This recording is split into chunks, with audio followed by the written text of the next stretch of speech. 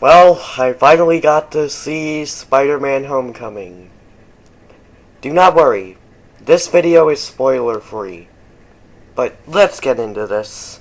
So now that I have seen this movie, I can give you my opinion on this new Spider-Man, and he's alright. I mean, he's only been in 2 movies so far, so of course I'm not going to like him as much as the other 2, but he is still fine.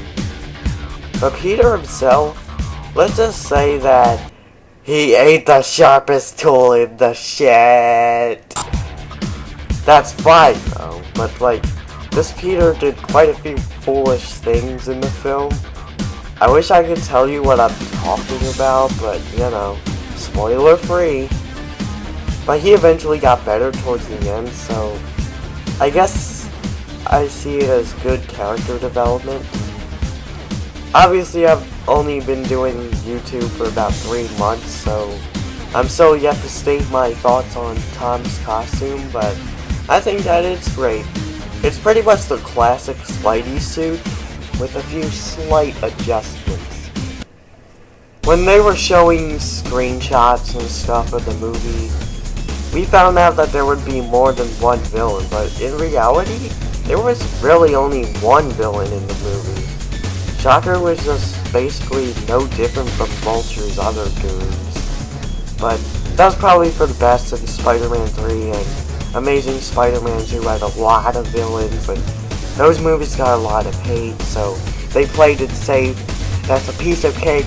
Red over man, this is a mistake. If you know that reference, you're awesome. But anyway, Michael Keaton's performance as the Vulture was pretty solid. And he has some good motivation for doing the things he does in the film. One of the things I really liked about the movie was its pacing. It's paced really well, and I like how we see more of Peter's high school life because it was only there for about 10 minutes of the first Spider-Man movie, then he graduated, which that's fine and everything. They handled the rest of the social life well throughout that movie, as well as future installments. Then in The Amazing Spider-Man, it felt kind of off and on. And he eventually graduated in the second one, like, that's how the second one began. But in this movie, he is in high school for the whole film, and they put a bit more emphasis on it. So, I thought that was pretty cool. Of course, Tony was also in the movie, as well as the return of Happy Hogan, and Robert Downey Jr. is still the perfect Iron Man. I can't imagine anyone else doing the role. Happy Hogan, he was fine. He definitely had a bigger role in this movie than he did in Iron Man 3, and was he in Iron Man 2? I don't really remember. The last time I saw that movie was... Jeez, I can't even remember. It must have been like 2014. I'm not sure if that's even accurate. It's just that I don't really have much motivation to watch it. I didn't think that it was a bad movie, but it just didn't really catch my attention. Basically, if you know what I think of Sonic Colors, then you know what I think of Iron Man 2. Except, you know, I don't think Iron Man 2 is overrated. I think that the first movie is really good. And the third one is just as good, if not even better than the first. But the second one just isn't my cup of tea, I guess. But now that I'm done with that tangent,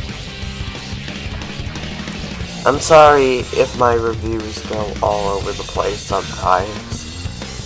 But Robert is still the perfect Iron Man, and John is still good as Happy, so that's what I thought on the Iron Man side of the acting. The action sequences are really good.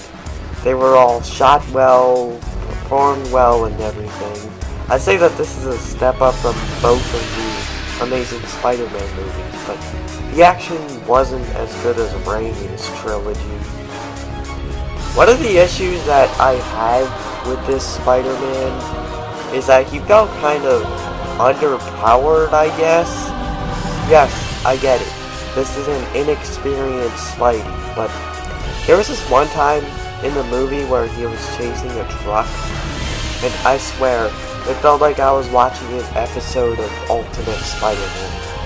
Thankfully, it's nowhere near as embarrassing as that show, but still gave me some bad memories.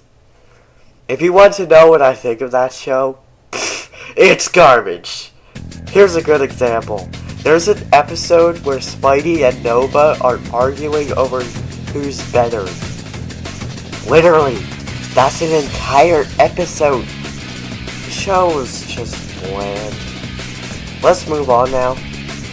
I'd give you another example of Spidey being a bit underpowered, but that would mean spoilers. Also, just a side note, this movie has one of my favorite Stan Lee cameos. Yeah, that was totally necessary to put in the script. Peter has a friend in the movie, and God, he is annoying. This is in the trailers and stuff, so it's not really a spoiler, but he knows that he's Spider-Man, and he keeps asking him all these questions like, oh, how do you shoot webs? How do you stick to the walls? And there's this one scene where he's in a computer room. Insert Shadow the Hedgehog meme here. There's this one scene where he's in a computer room in the school where he shouldn't be helping Peter track down somebody. And when he's done, one of the teachers busts him and asks him what he's doing. So he responds with, like, he just sits there for 5 seconds, and then he finally opens his mouth and says, I was looking up, wait, my channel is PG. Well, he should have said, I was just looking up dating tips so I could, you know, get it on with the ladies tonight at the dance, you know what I mean? So, what do I think of the movie? It has a few issues, but overall, I found a lot of enjoyment watching it. I'd give it a B+, and it ranks about number 3 on my list of favorite Spider-Man movies.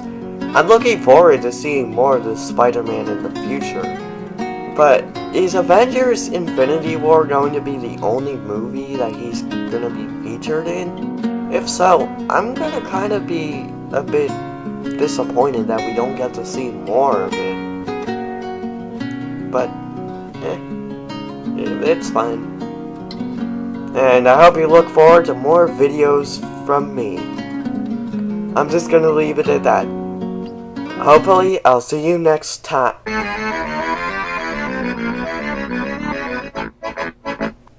Stop it! That's an overused, not funny, dead meme!